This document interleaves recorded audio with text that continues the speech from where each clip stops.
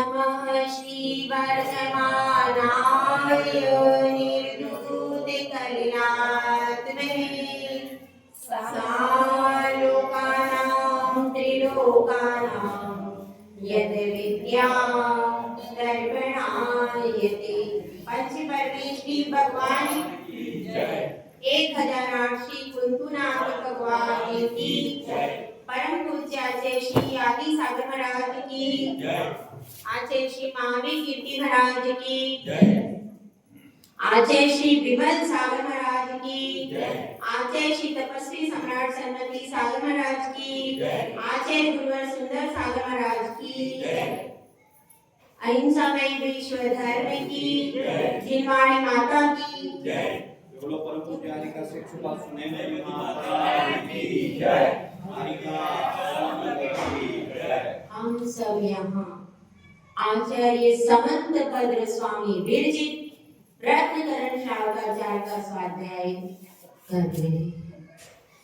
हीरा जब तक खदान में होता है उसकी चमक को कोई जान नहीं पाता। जब वह बाहर निकलता है, लेकिन बाहर निकलने के बाद भी जब वह खदान से बाहर निकलता है तो एक सामान्य पत्थर में और उस हीरे वाले पत्थर में कोई अंतर नहीं होता। जब उसको पत्थर का जानने वाला कोई जानकार होता है, वह ही जान पाता है कि इस पत्थर के अंदर क्या है, हीरा है। और जानने के बाद भी, पहचानने के बाद भी वह पत्थर जब तराशा जाता है तब जाकर के उसके अंदर से वो हीरा निकलता है और उसकी चमक से दुनिया चकाचौंध हो जाती है। आपके कुसुम्बा में भी कई हीरे अंदर अंदर गड़े पड़े हुए हैं। आपको पता चला कितने हीरे हैं आपके यहाँ? ये तो कुछ एक दिखे, आपको झलक दिखी है, और भी कितने हीरे इस कुसुम्बा में और धरती में गड़े हुए हैं पता नहीं है। वो हीरा तो एक पुद्गल है, वह हीरा तो एक पुद्गल है जो खदान से निकलता है। और हमारी आत्मा रूपी हीरा, हमारी आत्मा रूपी हीरे में अनंत गुण भरे हुए हैं। यह सर्वशक्तिमान है और सारी कलाओं से युक्त है। ऐसे उस हीरे को हम आज तक पहचान नहीं पाए। पहचान कराते हैं गुरु, देव शास्त्र गुरु पहचान कराते हैं कि जानो, देखो, समझो ये हीरा है और इसको तराशना शुरू कर दो। जो संयम के मार्ग पर अपने कदम बढ़ाते हैं वो धीरे धीरे हीरे को तराशना प्रारंभ कर देते हैं। और धीरे धीरे जैसे जैसे गुणी स्थानों में आगे बढ़ते जाते हैं, जैसे जैसे आंशिक संयम से पूर्ण संयम की ओर जाते हैं, वैसे वैसे हीरे में चमक में बढ़ोतरी। जब अरिहंत बनते हैं तो वही हीरा इतना चमक जाता है कि जिसका प्रकाश करोड़ों सूर्य और करोड़ों चंद्रमा भी जिसकी बराबरी नहीं कर पाते हैं। तो हमको भी अरिहंत सिद्ध बनना है। किस किस को बनना भैया? अरिहंत सिद्ध किस किस को बनना है? यहाँ कुसुम्बा वालों को बताओ भाई, किस किस को बनना है? सबको हाथ नहीं उठ रहे, सबको बनना है कि नहीं अरिहंत सिद्ध? बनना चाहिए। अरे भाई हाथ तो उठा दो, अभी किसी को नहीं बना रहे, अभी किसी को नहीं बना रहे तो अपन बोल तो दो कि हमको बनना है। बोल तो सकते हैं कि नहीं? बोल सकते। कम से कम भावना तो आज से बनाएंगे तो उसी भावना के बल से धीरे धीरे पुरुषार्थ भी करेंगे। अकेले भावनाओं से भी काम होने वाला, साथ में कदम भी बढ़ता है। बच्चा कहता है मुझे स्कूल में जाना है, तो माँ कहती है चलो, हाथ पकड़ करके लेके जाती, उसके कदम भी चलते, तब जाकर के बच्चा स्कूल में पहुंचता है। बाकी सारी क्रियाओं में, लौकिक क्रियाओं में आप चलने को महत्व देते हो, लेकिन जब यहाँ की संयम की बात आती हो तो पांव बिल्कुल स्थिर हो जाते हैं, स्थिर हो जाते हैं। वो आगे बढ़ने से रुक जाते हैं, हम डर जाते हैं संयम से।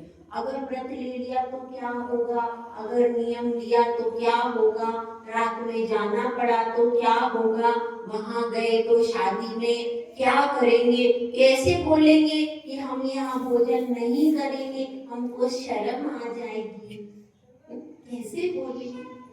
ऐसा सब नाना प्रकार के विकल्प करते हैं और अपने कॉन्फिडेंस में नहीं रहते, इसलिए क्या होता है, आपका इंप्रेशन खराब होता है। अगर आप फुल कॉन्फिडेंस में मृदुवाणी में सामने वाले को अच्छा उत्तर है तो सामने वाला इम्प्रेस हो जाएगा आपसे कि ये देखो ये जेनी है, ये देखो रात में नहीं खाते, ये देखो आलू नहीं खाते। इस तरह से आप यदि चाहो तो अपने आप को भी इम्प्रेस कर सकते हो और जैन धर्म की प्रभावना भी कर सकते हो। तो अब अपनी चर्चा क्या चल रही भाई, सामायिक की चर्चा चल रही है। 101 की बाउंड्री क्रॉस हो गई भाई, अपना भी मैच चल रहा है, 101 रन बन गए अपने मैच के, ठीक है। सेंचुरी तो लग गई, अब सेंचुरी के आगे निकल गए हैं। 102 नंबर की गाथा अपनी चल रही है और अपन पूरा करके ही, पूरा करना ही है इसको। तो अब अपन चल रहे 102 नंबर की गाथा में सामायिक शिक्षा व्रत की महिमा इसमें बता रहे है। तो छोटा व्रत लेकिन फिर भी छोटा व्रत भी महिमावंत होता है। जिन धर्म का एक भी छोटे से छोटा नियम भी महिमावान नहीं है ऐसा नहीं है, छोटा नियम भी महिमावंत है। उस पूर्वा भील ने, उस खदिरसार भील ने कौवे के मांस का मात्र त्याग किया। कितना छोटा नियम था, बहुत छोटा नियम था, लेकिन वह तो भील था, उसकी पर्याय में उसका वह त्याग बड़ा था क्योंकि उसका भोजन ही वह था। आप अगर करो तो आपके लिए वह लागू, तो वह इतना छोटा सा नियम था, लेकिन उसी नियम से वो भरत का पुत्र बन गया, चक्रवर्ती का पुत्र बना। पहले तो स्वर्ग में गया, स्वर्ग से निकल कर के आया है तो कौन बना, भरत का पुत्र मरीचि, चक्रवर्ती का पुत्र मरीचि बना है। कौन, पुरुरवा भील, पुरुरवा भील की बात हुई। और खदिरसार कौन बना है, राजा श्रेणी। तो दोनों ने उत्थान के मार्ग पर बढ़े कि नहीं, बढ़े। जो पुरुरवा भील है वह बना कौन, मरीचि, भरत का पुत्र, भरत चक्रवर्ती का पुत्र, ठीक है। कब नियम लिया था? उसने जब पुरुरवा भील की पर्याय में नियम लिया था, किसका, 12 व्रत लिए थे उसने, पुरुरवा भील उसने 12 व्रत लिए। 12 व्रतों के प्रभाव से वो स्वर्ग में गया। स्वर्ग में जाने के बाद स्वर्ग से जय करके आया है, भरत का पुत्र मरीचि बना है, आदि नाम का पोता। उसके बाद यहाँ तक तो उसने उत्थान किया, उसके बाद उसने मिथ्यात्व का सेवन किया, इस वजह से उसका पतन। तो हमारे पतन और हमारे उत्थान के कारण हमारे अंदर ही छिपे हुए हैं। अगर आप संयम धारण करोगे तो नियम से आपका उत्थान होगा।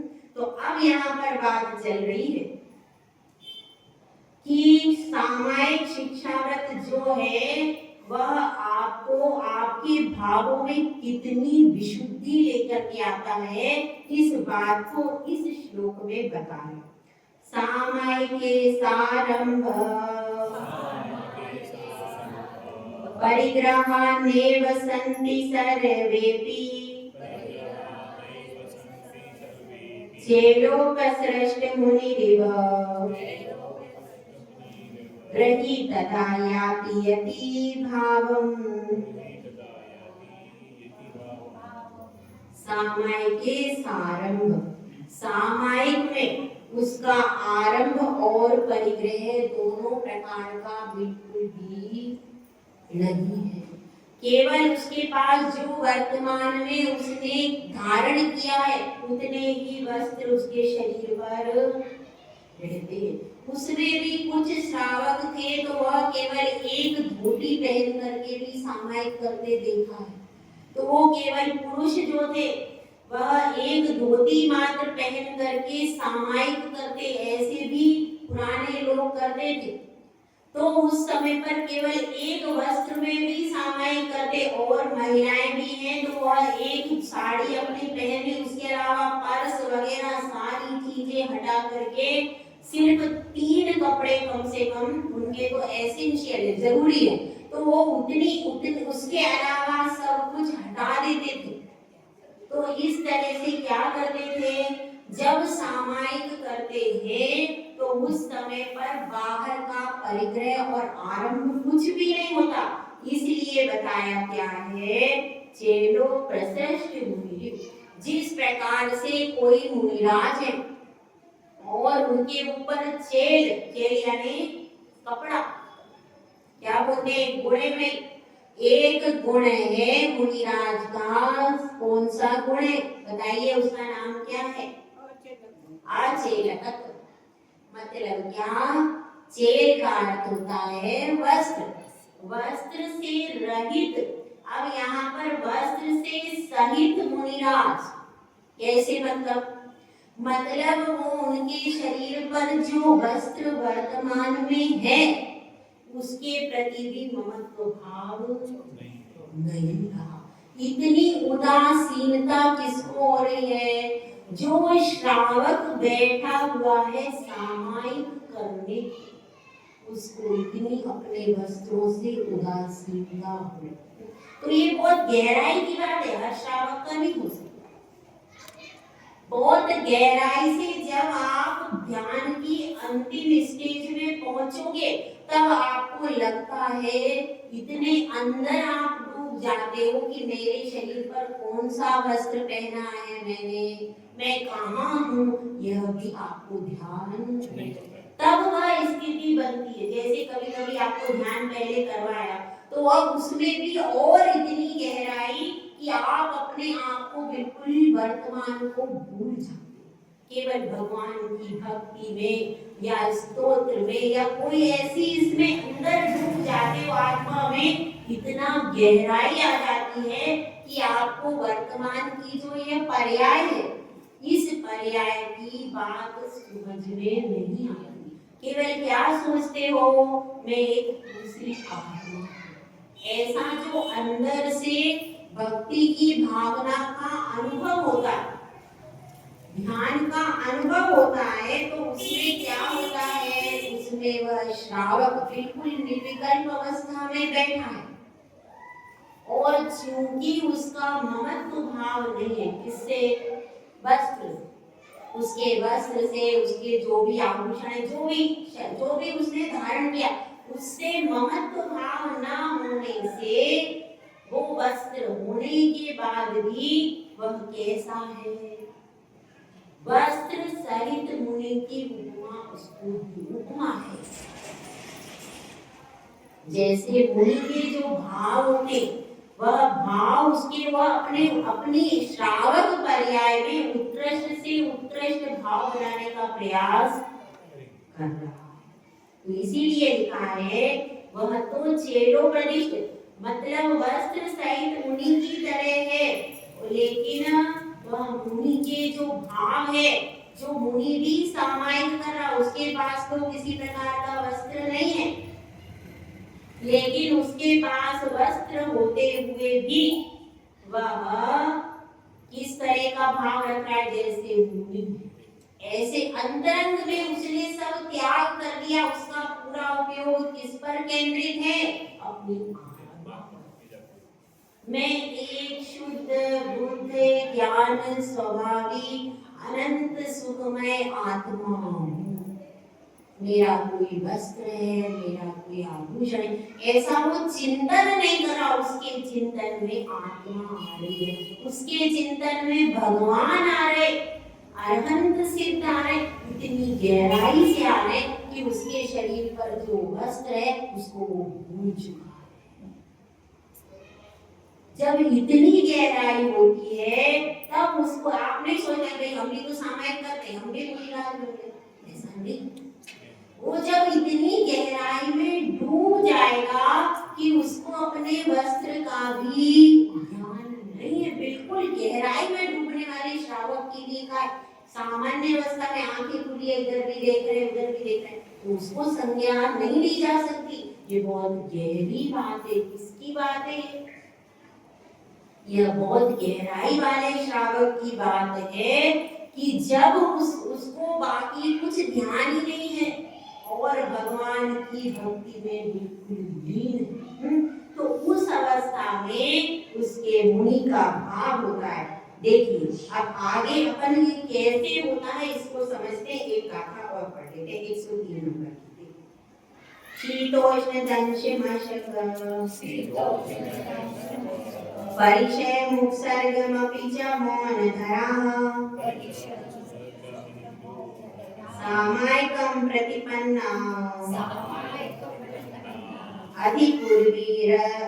अधिकुर्वीरन् जलयोगः।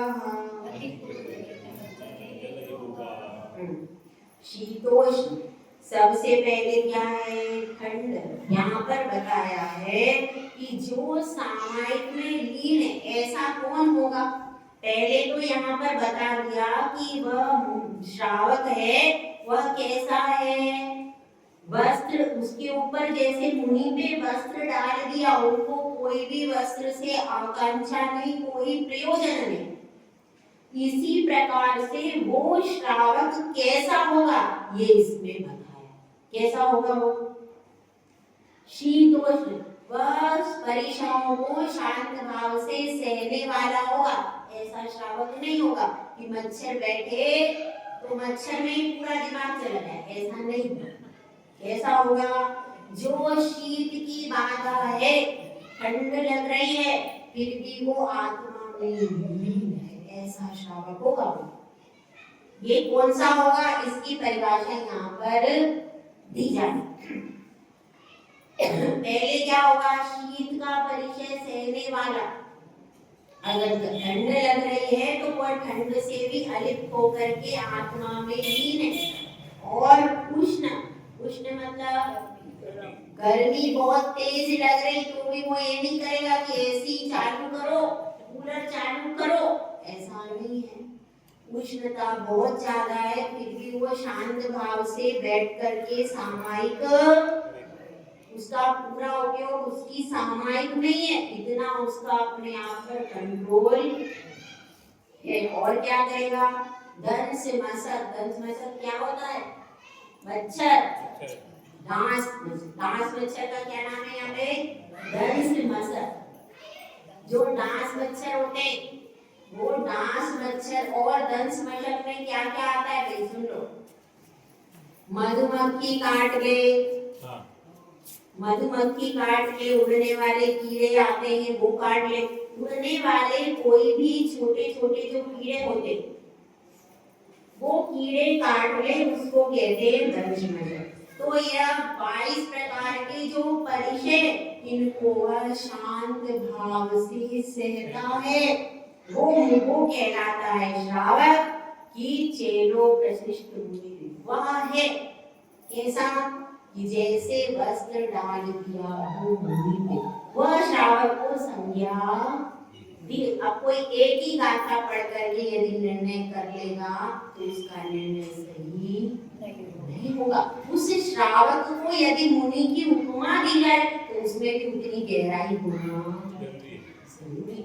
जिस प्रकार से मुनि उपसर्ग को से लेते शांत भाव से, उसी प्रकार से वह श्रावक होकर के भी सहन कर रहा। ऐसे बहुत सारे उदाहरण हैं। किस किस के उदाहरण है भाई हमारे पास? आगम में कई उदाहरण आते। वारिशेण वारिशेण कौन थे? गृहस्थी थे उस समय।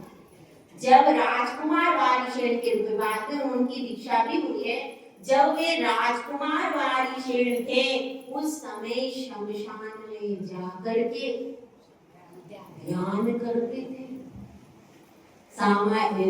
शमशान में जाकर के ध्यान कर रहे थे वारिशेण राजकुमार।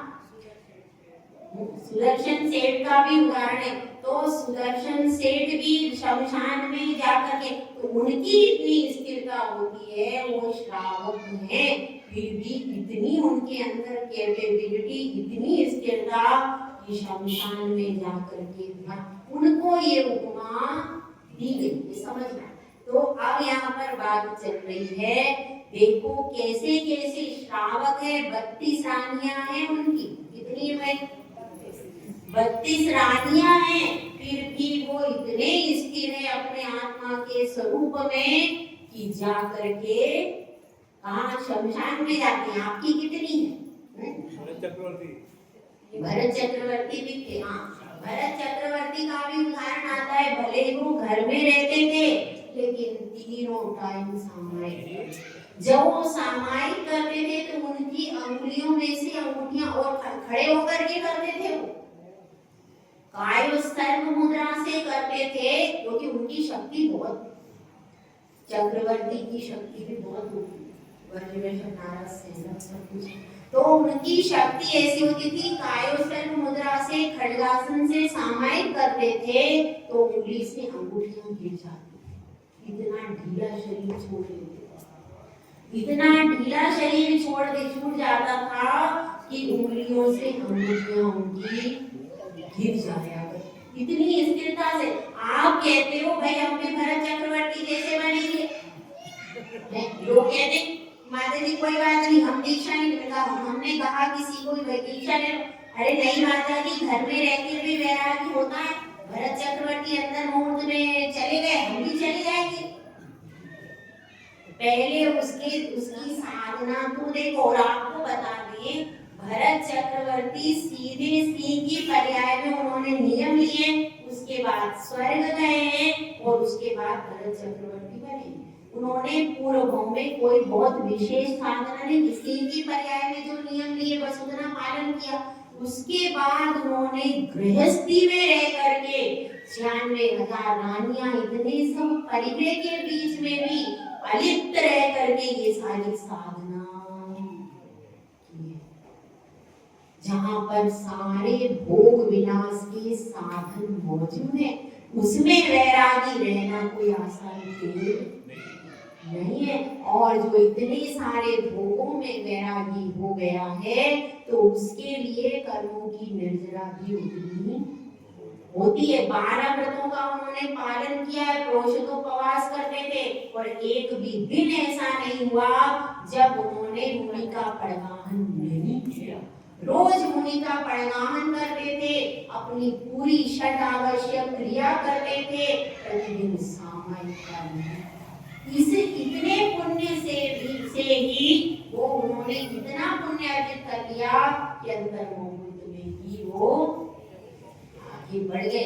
तो ये सोचो कि आप भी चाहो तो गृहस्थी में रह करके अपने नियमों और व्रतों को निरतिचार पालन करो, तो आपके लिए भी आगे का मार्ग सुलझ जाएगा। ये हमको इससे शिक्षा मिलती है कि नहीं?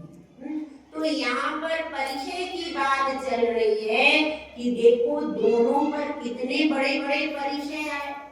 सुदर्शन सेठ पर भी वो परिचय आया, वो उपसर्ग किया, रानी ने उपसर्ग कर दिया सुदर्शन सेठ पर, रात भर उसको महल के कक्ष में बंद करके रखा, उपसर्ग किया, तब भी वो अपनी साधना से, अपने ब्रह्मचर्य व्रत से नहीं दिखे।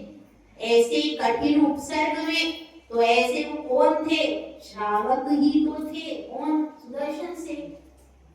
सुदर्शन सेठ भी श्रावक थे, वारिशेण राजकुमार भी श्रावक थे, लेकिन फिर भी अपने व्रतों से, अपने नियमों से चलायमान नहीं हुए। उन्होंने सूली को स्वीकार कर लिया, लेकिन अपने व्रतों को तोड़ना स्वीकार नहीं किया। इसलिए कहते हैं कि आप भी जो जो नियम लिए हैं उसको दृढ़ता से पालन करो। दृढ़ता से पालन करोगे तो यही नियम आपके लिए मोक्ष का रथ की राह बताएंगे। देखो इसमें यही बताया है कि मौन फिर भी मौन रखता है 22 परीक्षाओं के आने पर। और उपसर्ग कितने प्रकार के होते हैं बताओ?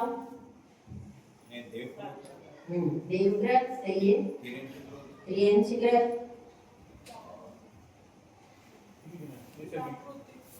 प्राकृतिक भी होते हैं, प्रकृति के प्राकृतिक व्रत होते हैं, देवव्रत, त्रियंचव्रत और मनुष्य व्रत भी होते।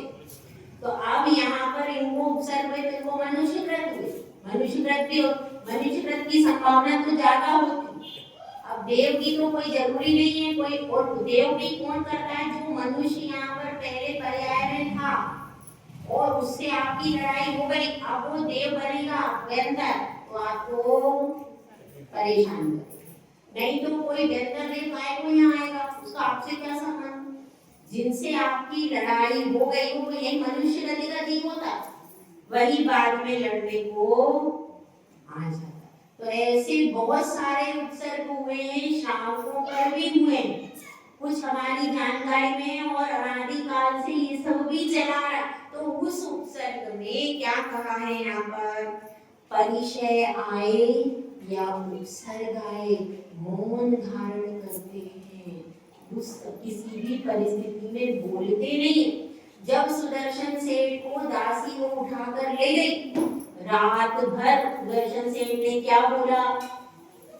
कुछ नहीं बोला उन्होंने, बिल्कुल मौन रहे वो तो, क्योंकि उनका नियम था रात्रि भर मैं सामायिक करूंगा, तो उनका नियम को उन्होंने नहीं तोड़ा, वो बिल्कुल मौन रहे। उन्होंने रानी से कुछ भी नहीं बोला कि तुम अच्छा कर रही हो, कि तुम खराब कर रही हो, कि तुम कुछ खाओ, कुछ भी नहीं कहा, बिल्कुल मौन। वो तो अपने ध्यान में बैठे रहे।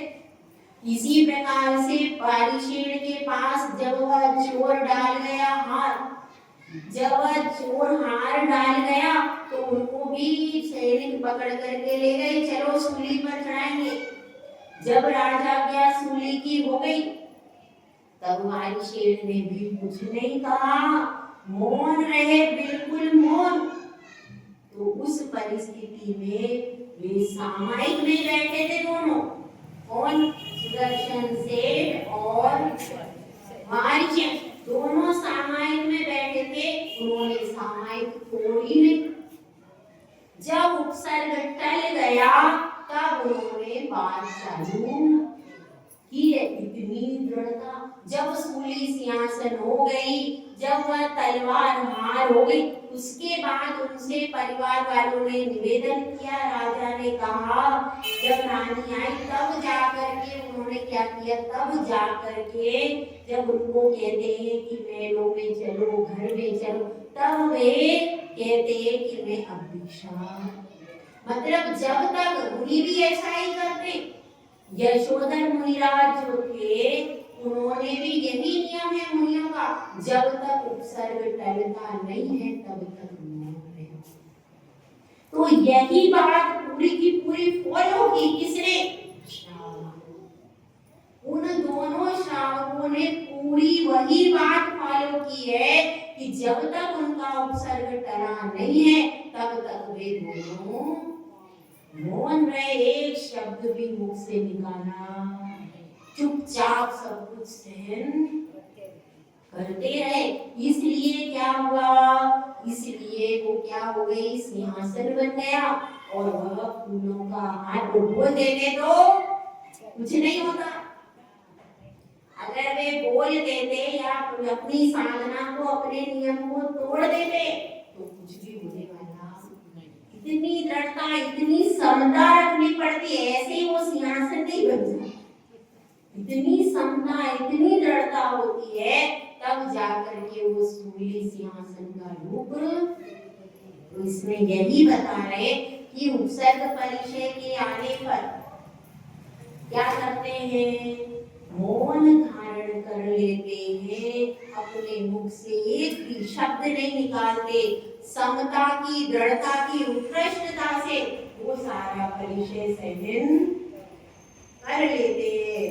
तो क्या होता है उससे, तो उससे क्या हो जाता है, कर्मों की निर्जरा होती है और उसकी दृढ़ता देख करके, अब वो कहानियां कब हुई थी, बहुत पहले, लेकिन आज भी उन कथाओं को सुन करके हमको प्रेरणा मिलती है कि नहीं, कि सामायिक में दृढ़ रहना चाहिए, सामायिक में मौन रहना चाहिए। अब तो इतने बड़े बड़े उपसर्ग नहीं हो रहे, अब तो छोटे मोटे होते, ये सर्दी गर्मी के होते और किसके होते हैं, ये 3 ही होते हैं क्या, इसीलिए महाराज ने 3 लिखे।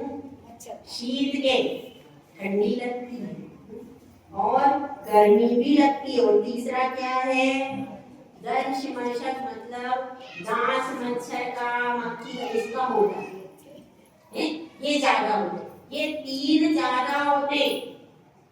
तो ये 3 भी आपने जीत लिए तो आप बहुत कुछ कर लोगे। इसलिए देखो, अपने जीवन में जब भी हम सामायिक पे बैठे तो कोई अगर वहां पर परेशानी आती है तो भी सामायिक को छोड़ना नहीं, और ऐसा भी नहीं करना सामायिक तो नहीं छोड़ी लेकिन मन में भाव खराब हो गए, अब मच्छर काटना है, क्या करें, क्या करें, अब चिंतन किसका हो रहा है,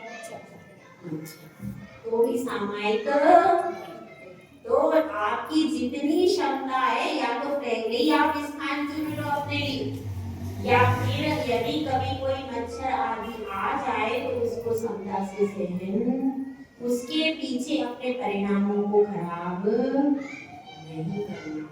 ठीक है, अब इसमें यही समझना है, सामायिक में ही हमारे को आगे सबको अनंत सिद्ध बनना है। तो कैसे बनेंगे, ध्यान के अभ्यास के लिए श्रावक को भी बताया, हम कैसे, श्रावक पूछते हम कैसे अभ्यास करें, तो आपके लिए सामायिक बताए।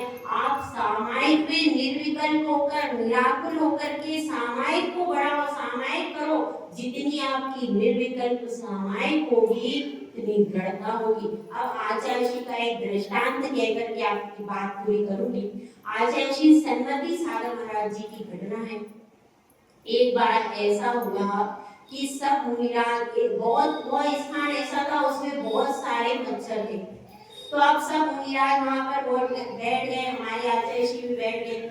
अब सब बैठ गए तो अब आचार्य श्री कह रहे बहुत, तो सामायिक तो हुई, सामायिक के बाद पूरे मच्छर बहुत ज्यादा, अब मुनिराज की स्थिति अलग रहती है। अब वो सोचने लगे कि देखें आचार्य श्री सन्मति सागर जी कहाँ पर है, हो सकता है उस स्थान पर मच्छर ना हो। तो अब वो सब देखने के लिए गए तो वहां पर मान स्तंभ था।